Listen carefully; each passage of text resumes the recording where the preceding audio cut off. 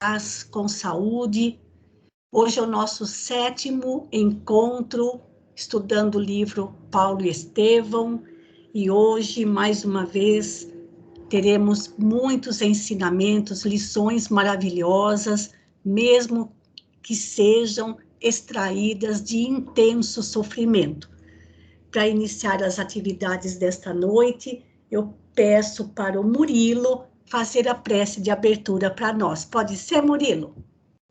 Eu faço sim. Então vamos, boa noite a todos.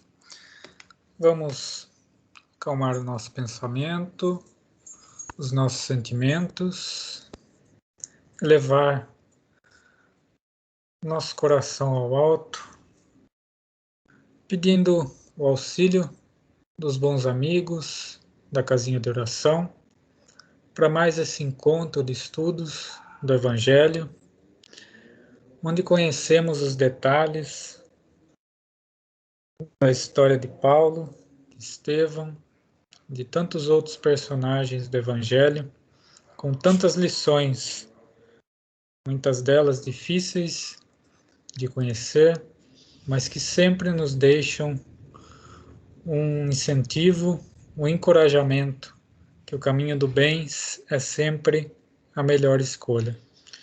Que Jesus abençoe e nos intua em mais esse estudo, que assim seja. Bom, gente, eu vou passar, então, sair aqui do PowerPoint, abrindo a tela do texto.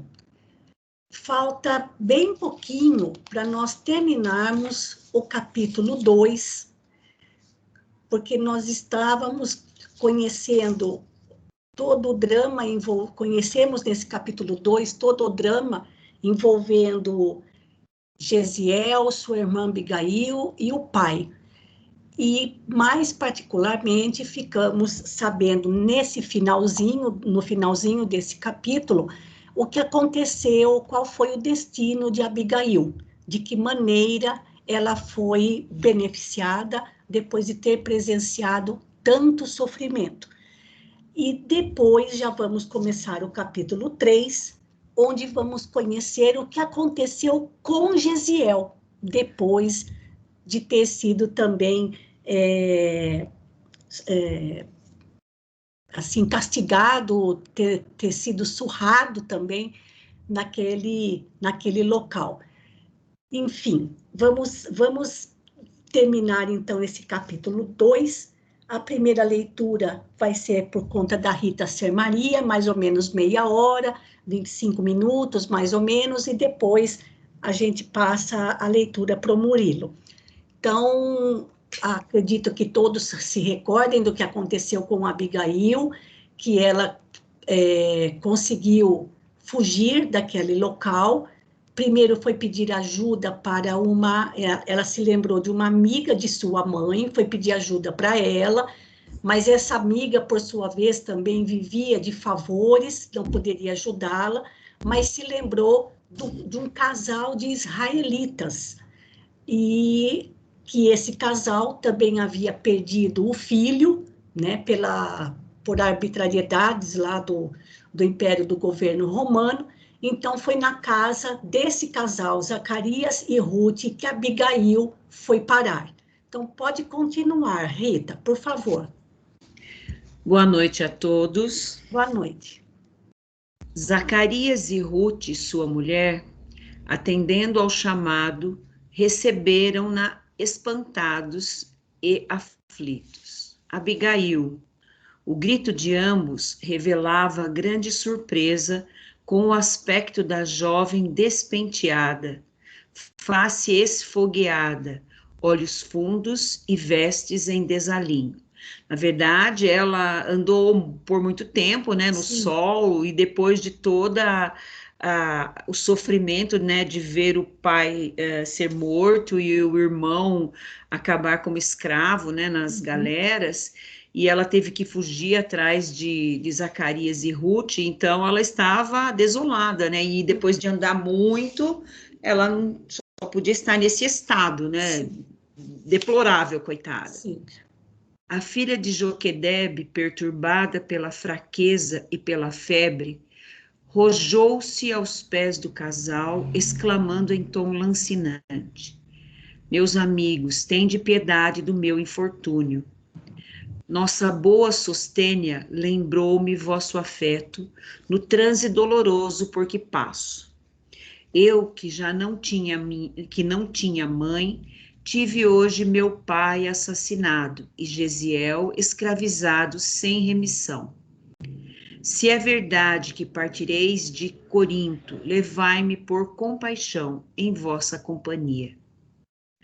Abigail abraçava agora a Ruth ansiosamente, enquanto a amiga acarinhava entre lágrimas.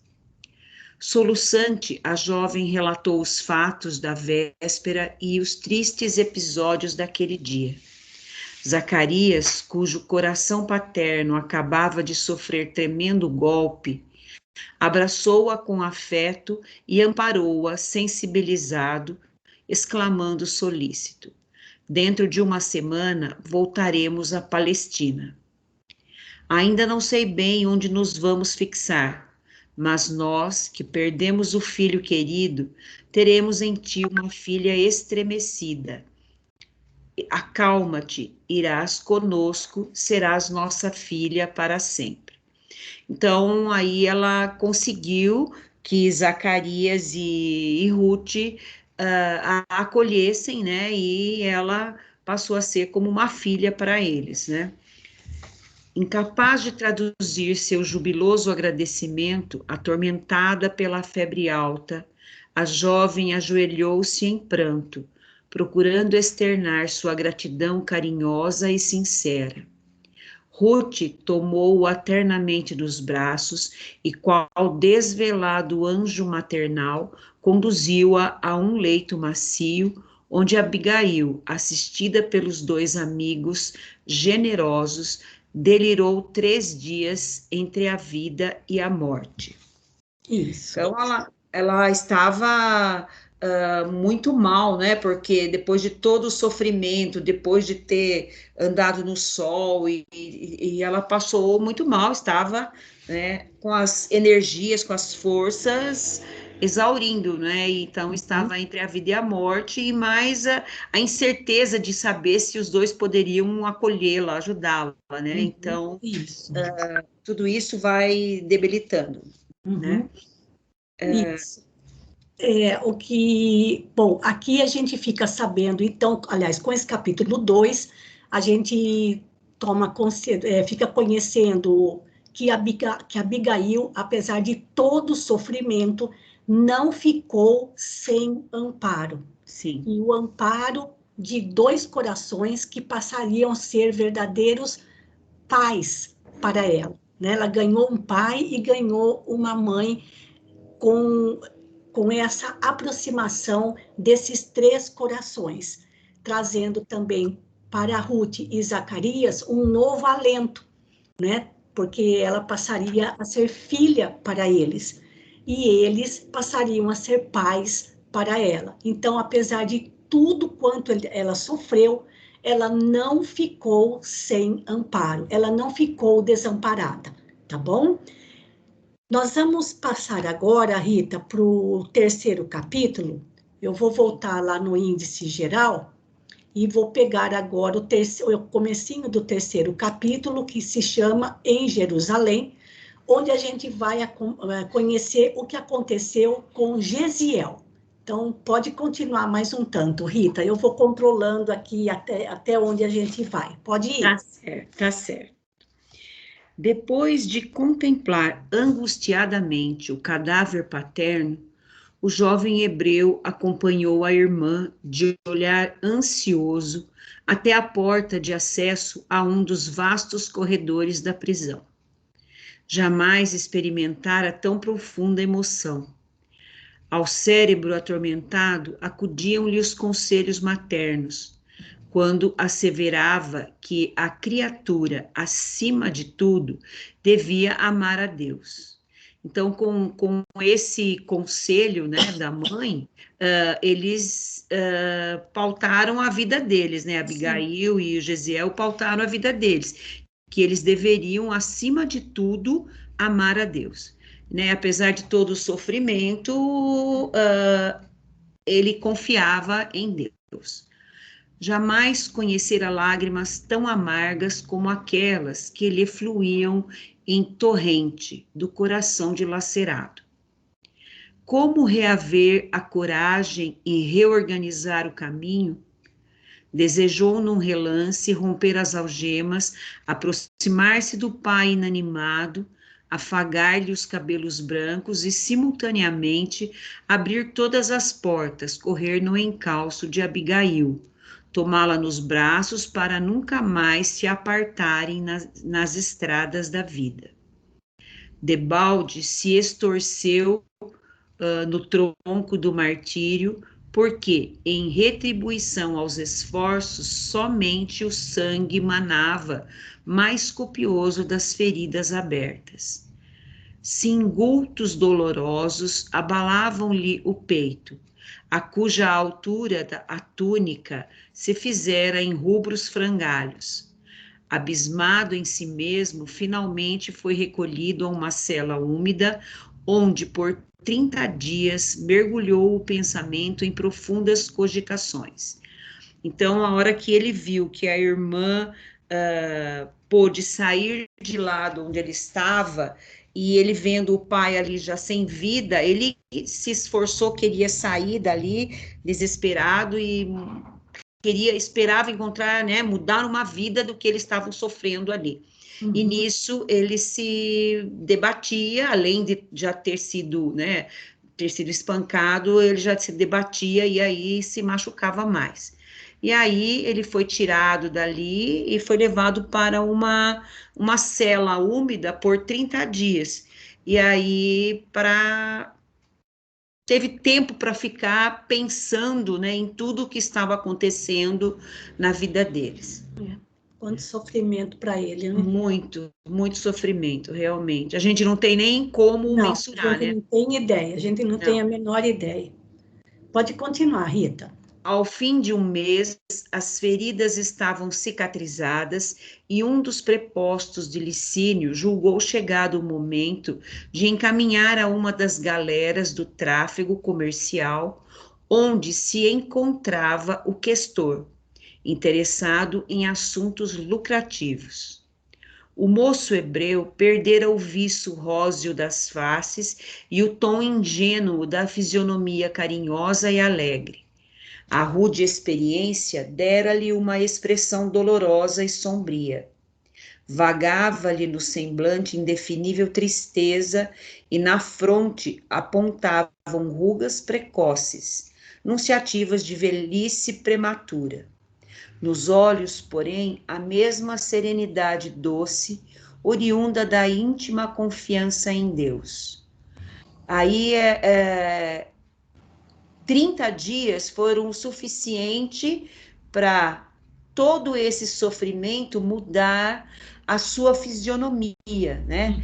Ter uma fisionomia dolorida, cansada, triste, né? Envelhecida.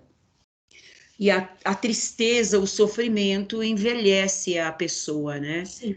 Mas, acima de tudo, ele ainda conservava o olhar doce na confiança em Deus.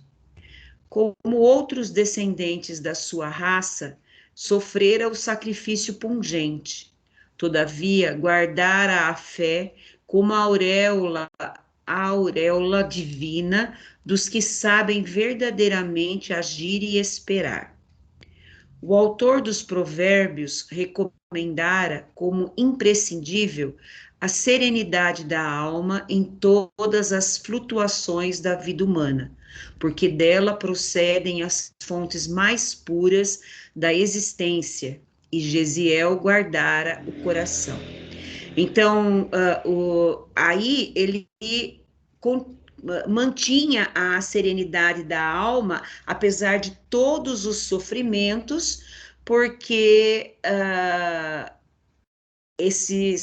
essas recomendações, né, essas palavras aí, né, de provérbios, eram fonte de inspiração para a vida dele, né, da existência dele, e era isso que preenchia o seu coração. Órfão de pai e mãe, cativo de verdugos cruéis, saberia conservar o tesouro da experiência e procuraria a irmã até os confins do mundo, se um dia conseguisse de novo o beijo da liberdade na fronte escravizada. Quer dizer, ele não perdia a esperança, né? Apesar de tudo que estava passando, esse era um desejo que ia fundo na alma dele, né?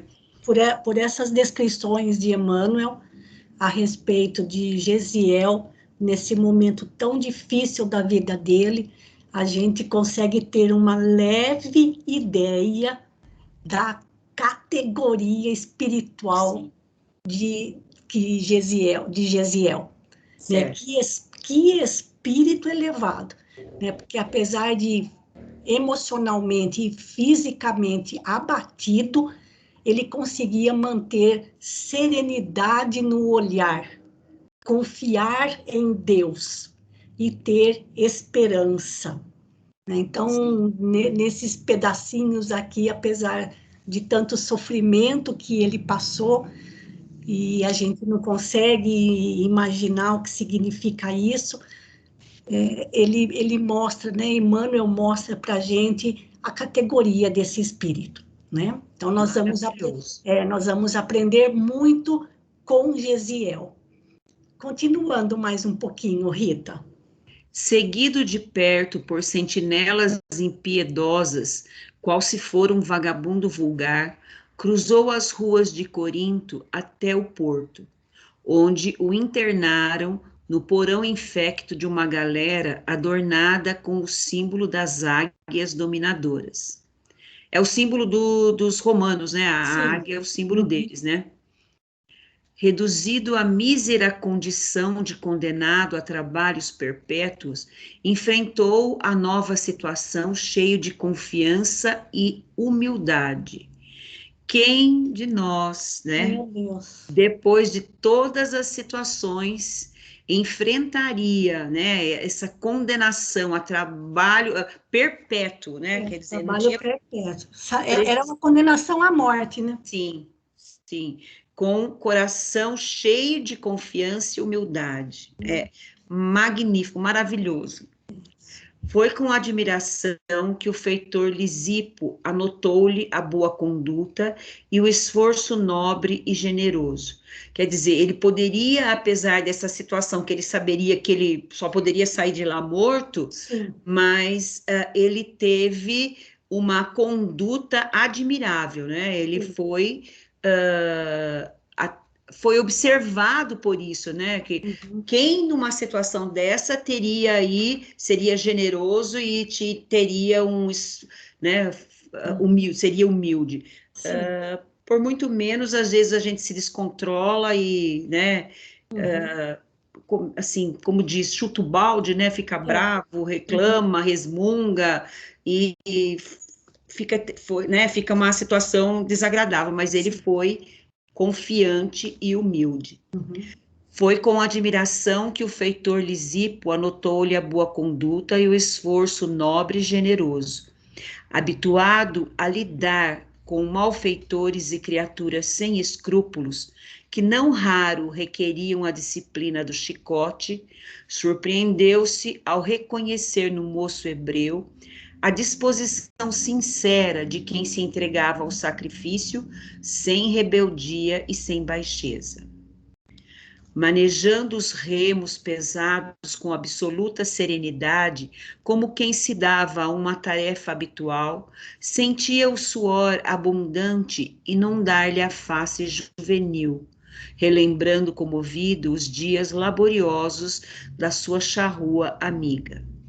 Em breve, o feitor reconhecia nele um servo digno de estima e consideração, que soubera impor-se aos próprios companheiros com o prestígio da natural bondade que lhe transbordava da alma.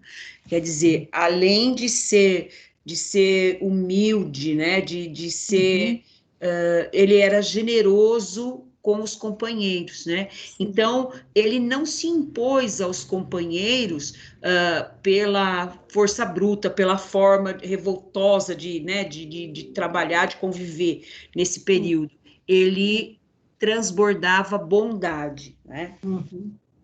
Ai de nós, exclamou um colega desalentado. São raros os que resistem a estes remos malditos por mais de 4 meses. Agora vem o maravilhoso. Mas todo o serviço é de Deus, amigo, respondeu Gesiel, altamente inspirado. E desde que aqui nos encontramos em atividade honesta e de consciência tranquila, devemos guardar a convicção dos servos do Criador, trabalhando em suas obras. Maravilhosa esse pensamento, essa fala, esse sentimento, né? Todo serviço é de Deus, né? E quando nos encontramos em atividade honesta e de consciência tranquila, devemos guardar a convicção de servos do Criador, trabalhando em suas obras. Mesmo essa situação por que ele passava, ele considerou isso como estar servindo a Deus, né? É uma obra de, né, estou fazendo para Deus, né? Sim. Então, por mais cruel que ela seja, né, injusta, indigna, essa situação, se eu faço de forma honesta e consciente, com a consciência tranquila, sabendo que eu sou um servo do Criador, eu vou trabalhar nas suas obras, né? O interessante é que nessas galeras, além do ambiente infecto, pela própria condição onde eles ficavam, a maioria deles eram pessoas extremamente revoltadas e cheias de ódio por estarem ali, né? E sabia que o esforço físico era enorme, as condições do ambiente eram péssimas e mal alimentados. Sim. Né? Então, por isso que ele falou, ninguém aguentaria aquilo por 4 meses. Então, sabiam que cada dia que passava era um passo mais perto da morte, né? Pelo intenso desgaste físico. E o próprio feitor que tomava conta desses remadores, vamos dizer assim, ele habituado a lidar com homens dessa categoria, só os corrigia pelo chicote. Então, aí vem Gesiel com toda aquela serenidade, aquela confiança em Deus. É claro que ele começou a se destacar grandemente perante todos.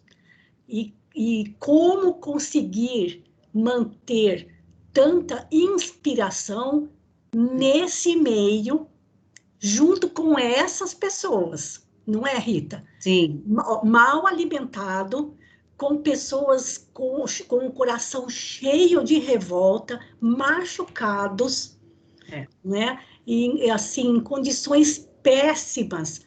Como ele conseguia se manter altamente inspirado, falando de Deus para aqueles outros colegas com quem ele estava naquela embarcação. É demais assim, a colocação de Gesiel. Antes de... Só mais um parágrafo que é curtinho, Rita, para depois dar um tempo para alguém que queira fazer algum comentário. Certo. Pode pegar, então, o 4. Para todas as complicações da nova modalidade da sua existência, tinha uma fórmula conciliatória, harmonizando os ânimos mais exaltados. O feitor surpreendia-se com a delicadeza de seu trato e capacidade de trabalho, que se alinhavam aos mais altos valores da educação religiosa recebida do lar. Quer dizer, toda a educação, né, religiosa de casa, né, da mãe, recebida da mãe, fez a diferença na vida dele, né? Porque ele tratava com delicadeza, ele se empenhava de uma tal maneira que fazia aquilo, entre aspas, com gosto, né? Ele fazia, se dedicava àquilo e tentava ocupar a mente com esse trabalho, porque ele dedicava o trabalho a Deus, né? E ele fazia sempre bem inspirado, sempre inspirado pelos ensinamentos que recebeu em casa, né? Sim. No bojo escuro da embarcação, sua firmeza de fé não se modificara. Dividia o tempo entre os labores rudes e as sagradas meditações. A todos os pensamentos sobrelevava a saudade do ninho familiar, com a esperança de rever a irmã algum dia, por mais que se lhe dilatasse o cativeiro. Por Até mais aí, tempo, então, Rita. Até tá aí. certo, tá Isso. certo. Por mais tempo que passasse, né, que, como você disse, eles se achavam, eles se sentiam mais próximos da morte, né, porque não passava de 4 meses pelas condições em que viviam, mas toda aquela fé que ele viveu em casa, que ele recebeu em casa, os ensinamentos, é que o dava força, né, para que ele continuasse. Então, além dos trabalhos rudes, né, ele tinha as meditações, que ele tinha um tempo para as meditações, e era isso que fortalecia a sua fé, né? Sim, sim. Apesar da saudade da irmã, ainda Isso. assim ele conseguia cumprir o que ele precisava. Exatamente. Marisa. Muito obrigada, Rita. Alguém Eu quer que fazer algum agradeço. comentário a respeito desse trecho que a Rita leu? Alguma colocação? Que a partir desse capítulo 3, a figura de Gesiel vai começar a crescer cada vez mais para nós, viu, gente? Nós vamos aprender muito com esse espírito. Então, vamos continuando, então. Agora, Murilo, por favor, continuando aqui, olha. De Corinto, a grande embarcação aproara em Cefalônia e Nicópolis, de onde deveria regressar aos portos da linha de Chipre, depois de ligeira passagem pela costa da Palestina, consoante o itinerário organizado para aproveitar o tempo seco, e tendo em vista que o inverno paralisava toda a navegação. Detalhe aqui para a informação histórica de Emmanuel, né? Durante o inverno não tinha navegação. Exato. E todos esses lugares aqui, olha, você falou de Nicópolis, Chipre e outros que ele vai citar mais para baixo, no nosso próximo encontro a gente mostra de novo, porque aquele pedacinho ali entre a Grécia e a Turquia, ali é recheado de pequenas ilhotas, né? E assim, o tanto para se chegar até a Palestina. Tá? Então, Emmanuel vai citar vários lugares, mas a gente deixa isso para a próxima vez, tá certo, gente? Para ficar mais firme mesmo aqui na história. Mas Emmanuel está trazendo várias informações geográficas aqui para a gente, né? E a ilha de Chipre e outras aqui que ele cita, o nome de alguns portos, mas a gente deixa para mostrar isso na próxima semana, tá bom? Pode continuar, Murilo. Afeito ao trabalho, não lhe foi difícil adaptar-se à pesada faina de carga e descarga do material transportado, a manobra dos remos implacáveis e a assistência aos poucos passageiros, sempre que lhe requisitavam préstimos, sob o olhar vigilante de Lisipo. Voltando a Cefalônia, a galera recebeu um passageiro ilustre. Era o jovem romano Sérgio Paulo, que se dirigia para a cidade de Citium, em comissão de natureza política, com destino ao porto de Neapafos, onde alguns amigos o esperavam. O moço patrício se constituiu, desde logo, entre todos, alvo de grandes atenções, dada a importância de seu nome e o caráter oficial da missão a ele cometida. O comandante Sérvio Carbo lhe reservou as melhores acomodações. Então aqui chega um jovem romano, embarca ali na galera onde Gesiel estava. Sim. E toda a atenção ali da tripulação se volta para ele porque era alguém muito importante, né? Interessante também que o parágrafo anterior fala que o Gesiel, ele se adaptou ali àquele trabalho pesado, carregar, descarregar o material, né, manejar os remos. Sim. Então, ele já estava acostumado a isso na chácara, no sítio onde eles viviam, né? Isso. Tadinho.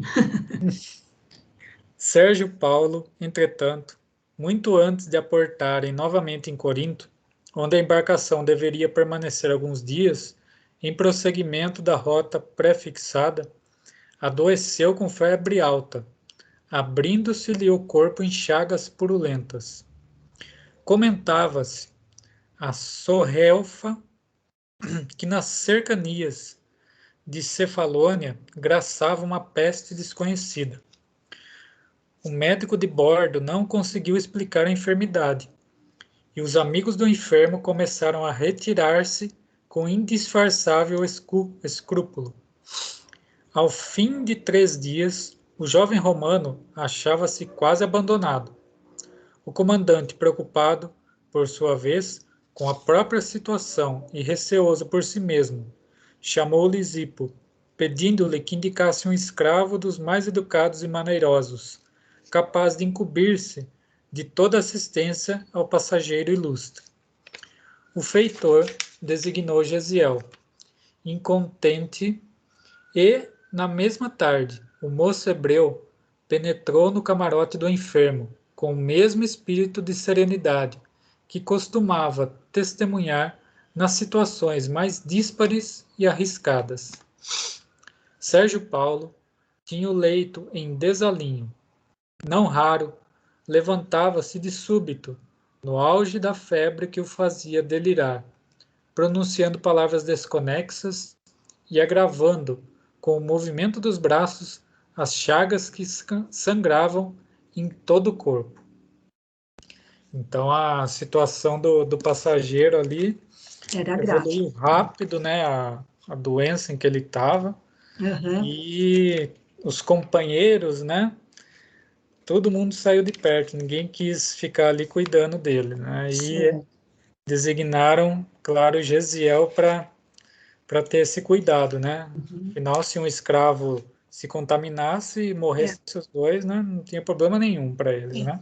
É engraçado não, né? Que Emmanuel fala que corria a sorrelfa, ou seja, assim, um falando para o outro, né?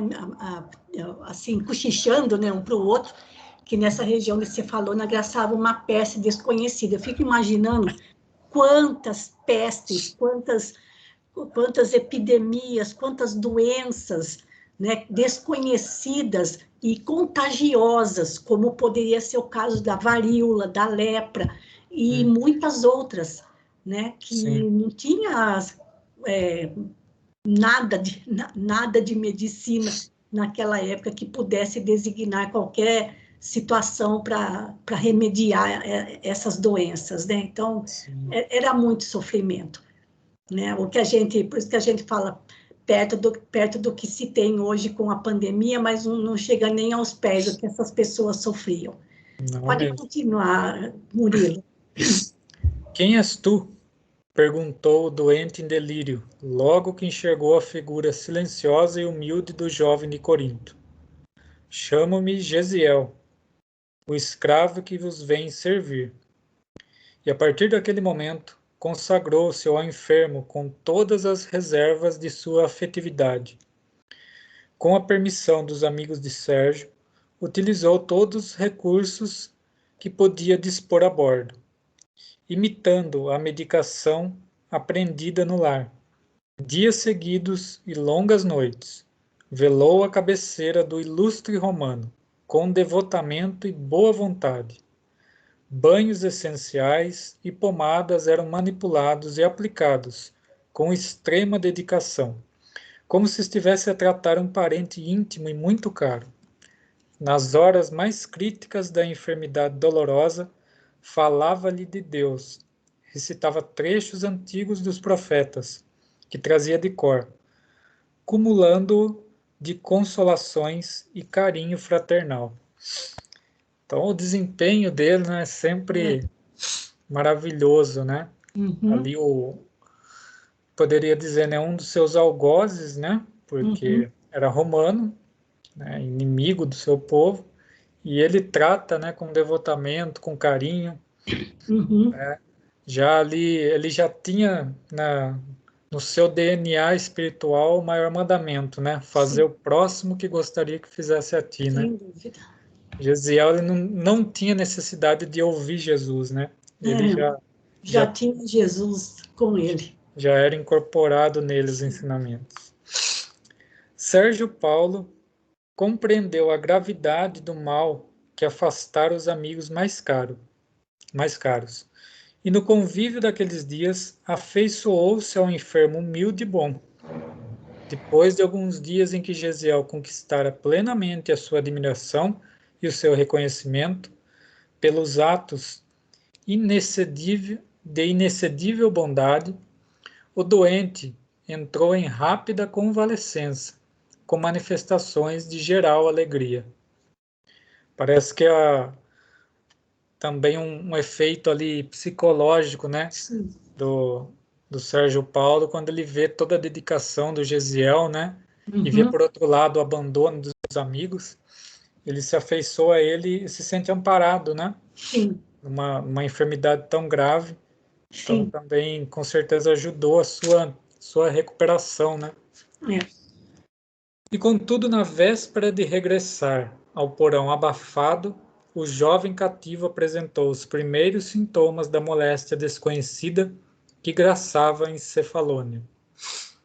Após entender-se com alguns subordinados de categoria, o comandante chamou a atenção do patrício, já quase restabelecido, e lhe pediu aprovação para o projeto de lançar o jovem ao mar.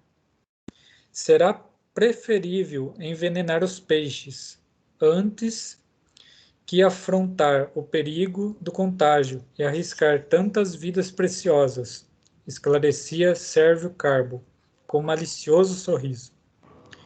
O patrício refletiu um instante e reclamou a presença de Lisipo, entrando os três a tratar do assunto. Qual a situação do rapaz? Perguntou o romano com interesse. O feitor passou a esclarecer que o jovem hebreu lhe viera com outros homens capturados por Licínio Minúcio, por ocasião dos últimos distúrbios da Acaia. Lisipo, que simpatizava extremamente com o moço de Corinto, procurou pintar com fidelidade a correção da sua conduta, suas maneiras distintas, a benéfica influência moral que ele exercia sobre os companheiros, muitas vezes desesperados e insubmissos. Depois de longas considerações, Sérgio ponderou com profunda nobreza. Não posso admitir que Gesiel seja tirado ao mar com a minha aquiescência. Devo a esse escravo uma dedicação que equivale à minha própria vida. Conheço Licínio e, se necessário, poderei esclarecê-lo mais tarde sobre essa minha atitude. Não duvido que a peste de Cefalônia esteja trabalhando o seu organismo, e por isso mesmo é que lhes peço a cooperação necessária a fim de que esse jovem fique liberto para sempre. Mas isso é impossível, exclamou Sérvio reticenciosamente. Por que não? Revidou o romano. Em que dia atingiremos o porto de Jope? Amanhã à noitinha. Pois bem, espero que vocês não se oponham aos meus planos, e tão logo alcancemos o porto, levarei Gesiel num bote até as margens, pretextando o ensejo de exercício muscular que preciso recomeçar. Aí então lhe daremos liberdade. É um feito que se me impõe, em obediência aos meus princípios. Esse porto de Jope já é na Palestina. Ah, sim. certo? E ali o caminho de Jope até Jerusalém, era nesse caminho de Jope para Jerusalém que ficava a Casa do Caminho, fundada pelos apóstolos. Então, vejam aí as voltas do mundo, né, para colocar Gesiel em contato assim, com os discípulos de Jesus. E vejam o pouco valor que os romanos davam para a vida dos escravos. Apesar de tudo que ele havia feito para o romano Sérgio Paulo, a primeira coisa que veio na cabeça deles é: joga o rapaz no mar. Né? E para a gente ver assim que nada, assim, um escravo não valia absolutamente nada, por melhor que ele fosse na sua dedicação aos seus amos, aos seus senhores, né? É incrível isso. Então aqui o Sérgio Paulo está fazendo um plano para tirar Gesiel da embarcação e evitar assim que outros se fossem contaminados. Quer comentar, continuar? Pode continuar, Murilo. Vamos mais um pouquinho. Vamos continuar. Mas, Senhor, obtemperou o comandante indeciso. Não aceito quaisquer restrições, mesmo porque Licínio Minúcio é um velho camarada de meu pai. E continuou, depois de refletir um momento. Não ias atirar o rapaz ao fundo do mar? Sim, pois faze constar nos teus apontamentos que o escravo Gesiel, atacado de mal desconhecido, contraído em Cefalônia, foi sepultado no mar, antes que a peste contagiasse os tripulantes e passageiros. Para que o rapaz não se comprometa, instruí-lo-ei a respeito, dando-lhes umas tantas ordens terminantes. Além disso, noto-o bastante enfraquecido para resistir com êxito às crises culminantes da moléstia ainda em começo. Quem poderá garantir que ele resistirá? Quem sabe morrerá ao abandono, no segundo minuto de liberdade? O comandante e o feitor trocaram um olhar inteligente, de implícito acordo mútuo. Depois de longa pausa, Sérvio concordou, dando-se por vencido. Está bem, seja. Então, mesmo, né, numa situação dessa, eles ainda ficaram em dúvida, né? Por que não atirar ao mar? Sim.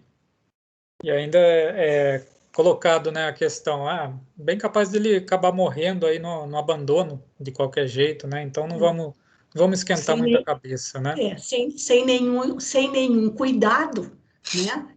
Ele Sim, não ia receber o mesmo cuidado que havia dado para Sérgio Paulo. exatamente. Então, de qualquer modo, ele acabaria morrendo no modo de entender desses três que estavam conversando, né? Sim.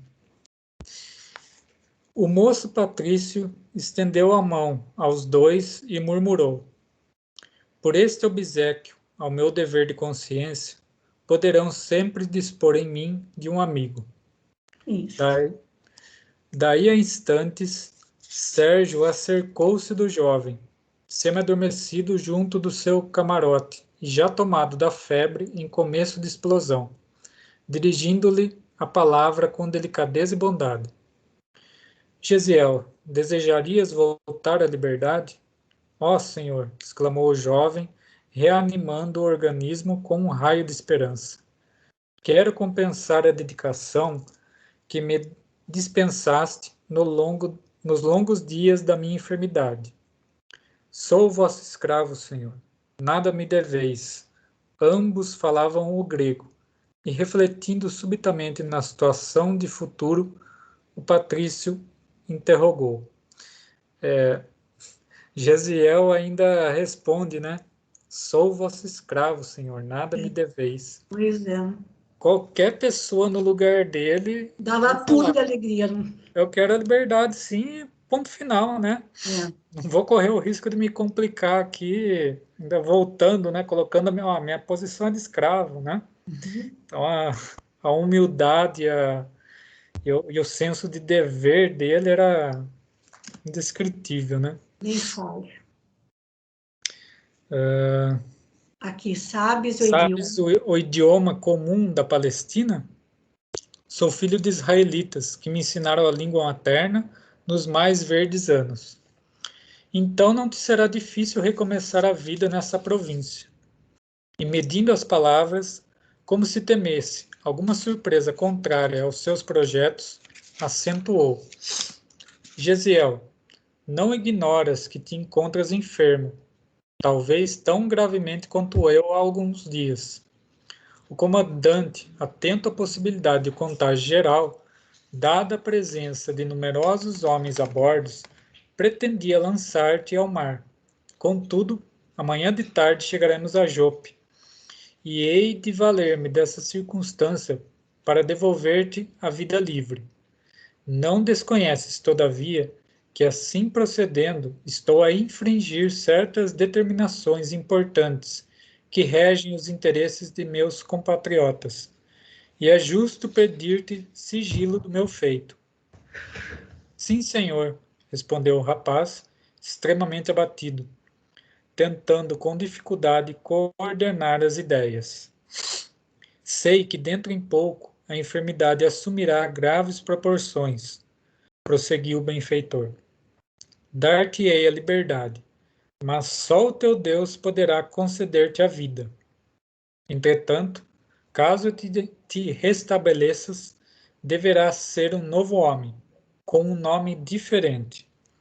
Não desejo ser inculpado de traidor dos meus próprios amigos e devo contar com a tua cooperação. Então ele estava ali querendo fazer porque a consciência acusava, mas temeroso de os servos do império descobrirem o ato dele, né, que é uma traição, né, libertar um escravo sem ordem, né? Certo. Obedecer-vos-ei em tudo, senhor. Sérgio lançou-lhe um olhar generoso e terminou: tomarei todas as providências. Dar-te-ei algum dinheiro para atenderes às primeiras necessidades e vestirás uma de minhas velhas túnicas. Mas tão logo seja possível, vai-te de Jope para o interior da província. O porto está sempre cheio de marinheiros romanos, curiosos e maleficentes. O enfermo fez um gesto de agradecimento, enquanto Sérgio se retirava para atender ao chamado de alguns amigos. No dia imediato à hora esperada, o casario palestinense estava à vista. E quando luziam os primeiros astros da noite, pequeno batel aproximava-se de local silencioso das margens, tripulado por 2 homens cujos vultos se perdiam na sombra. Derradeiras palavras de bom conselho e despedida, e o moço hebreu osculou, comovidamente, à destra do benfeitor, que voltou à galera apressado, de consciência tranquila. Mal não deram os primeiros passos, Gesiel sentou-se, premido pelas dores gerais que lhe tomavam todo o corpo e pelo abatimento natural, consequente à febre que o consumia. Ideias confusas dançavam-lhe no cérebro. Queria pensar na aventura da libertação. Desejava fixar a imagem da irmã, que haveria de procurar no primeiro ensejo, mas estranho torpor infirmava-lhe as faculdades, acarretando-lhe sonolência invencível. Olhou indiferente as estrelas que povoavam a noite, refrescada pelas brisas marinhas. Reparou que havia movimento nas casas próximas, mas deixou-se ficar inerte no matagal, a que se recolhera junto da praia. Pesadelos estranhos dominavam-lhe o repouso físico, enquanto o vento lhe acariciava a fronte febril.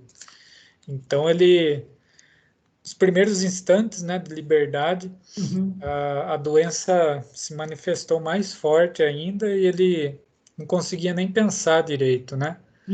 Aquele desejo de reorganizar a vida, né, ir atrás da irmã, mas ele não tinha nem a mente, né, para conseguir pensar em algo, né, o abatimento, sonolência, e viu que tinha ali algum movimento, né, por perto. De madrugada, acordou ao contato de mãos desconhecidas que lhe revistavam atrevidamente os bolsos da túnica. Abrindo os olhos, estremunhado, notou que os primeiros clarões da alvorada listravam os horizontes. Um homem de fisionomia sagaz inclinava-se para ele, procurando alguma coisa, com ansiedade que o moço hebreu adivinhou de pronto, convencido de haver topado um desses malfeitores comuns, ávidos da bolsa alheia. Estremeceu e fez um movimento involuntário, observando que o assaltante, inesperado, alcançara a mão direita, empunhando o instrumento na iminência de exterminar-lhe a vida. Não me mates, amigo, balbuciou com voz trêmula. A essas palavras, ditas comovedoramente, o meliante susteve o golpe homicida. Dar-vos-ei todo o dinheiro que possuo, rematou o rapaz com tristeza. E vasculhando a algibeira em que guardara o escasso dinheiro que lhe dera o patrício, tudo entregou ao desconhecido, cujos olhos fulguraram de cobiça e prazer. Num relance, aquela fisionomia contrafeita transformava-se no semblante risonho de quem deseja aliviar e socorrer. Então, além de tudo, ele se depara ainda com um assaltante e talvez achava que ele estava semi-morto já, né? Quando vê que ele estava vivo, quis completar o serviço, né? Mas a fisionomia dele e a voz pedindo piedade foi tão comovedora que o assaltante voltou atrás, né? Mas ele teve que entregar tudo que tinha, né? Já estava muito doente e ainda agora sem nenhum recurso, né? Certo. Ó, sois excessivamente generoso, murmurara, apossando-se da bolsa recheada. Além de tudo, é irônico, né?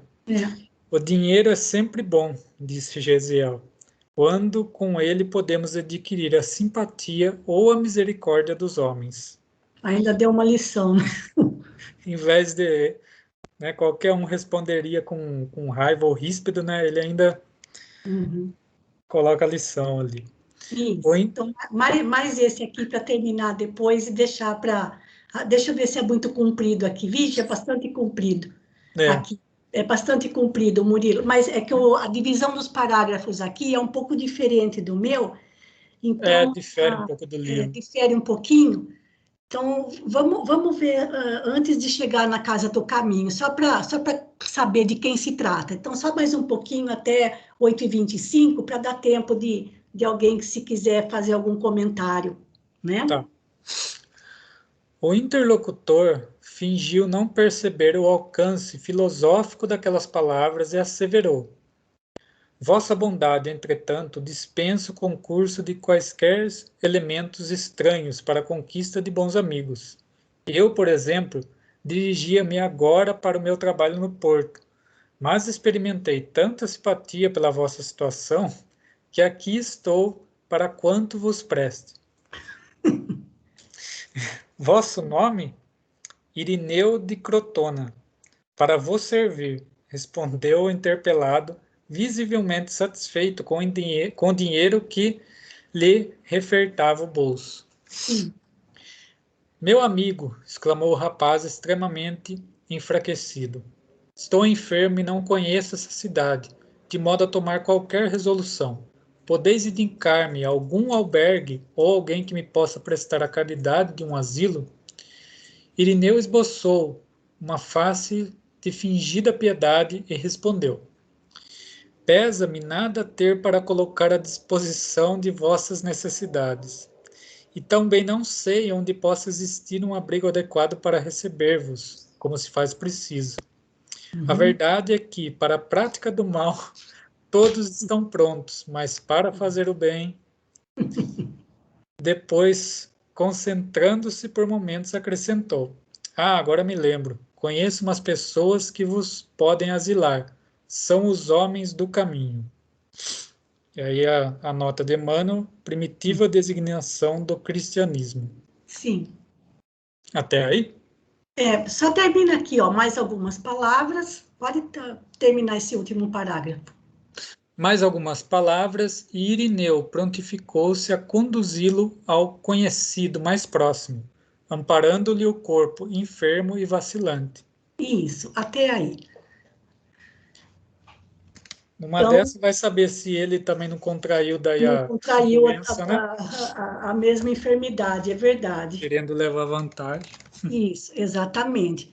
Então, aí a gente já está conhecendo o destino, de que maneira Gesiel acabou se aproximando dos discípulos de Jesus, né? Mas vejam que foi justamente a sua generosidade, a sua fidelidade, a sua humildade que acabou fazendo com que ele se livrasse do trabalho pesado nas galeras romanas. Né? Alguém quer fazer algum comentário a respeito de alguma coisa do que foi lido até aqui? A história, nessa primeira parte do livro, realmente é a figura de Gesiel que vai crescendo cada vez mais. E a gente vai cada vez mais se encantando com esse espírito, não é? Algum comentário, mais alguma coisa, Murilo? Não tem nada a acrescentar, né? A gente, no nosso atual estágio, a gente não teria 1% das reações de Gesiel, né? Não, nada. A gente, por muitíssimo menos, a gente se entrega totalmente ao desespero, não é? Sim. Muito bem, gente. Então, nós paramos aqui no parágrafo 15, certo? E vamos pensar um pouco aqui no destino de Gesiel, nas suas palavras, no seu sofrimento e no quanto esse espírito já tinha Jesus em seu coração, tá bom? Eu vou voltar para a tela principal, então, do Skype, parando com o compartilhamento. E para finalizar a nossa leitura dessa noite, é a vez do Albertim fazer a prece de encerramento. Por favor, Albertim. Queridos irmãos, vamos pedir a bênção do querido arquiteto do universo, a inspiração, querido Jesus, para que essas palavras lidas hoje, a atitude de Gesiel,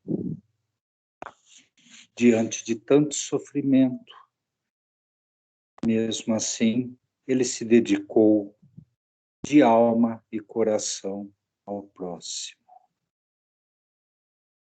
Então, como estamos nesse momento de transição planetária, vamos agradecer a Deus a oportunidade de estarmos aqui no planeta azul nesse momento e, com o exemplo de Gesiel, vamos nos dedicar com todo o nosso amor, com toda a nossa alma, a colocar os ensinamentos de Jesus em favor do próximo. Boa noite a todos, fiquem todos com Deus, que assim seja. Então, mais uma vez, agradecendo a companhia de vocês, desejo a todos uma boa noite, um bom descanso e até sexta-feira, se Deus quiser. Um grande abraço, fiquem todos com Deus. Obrigada, boa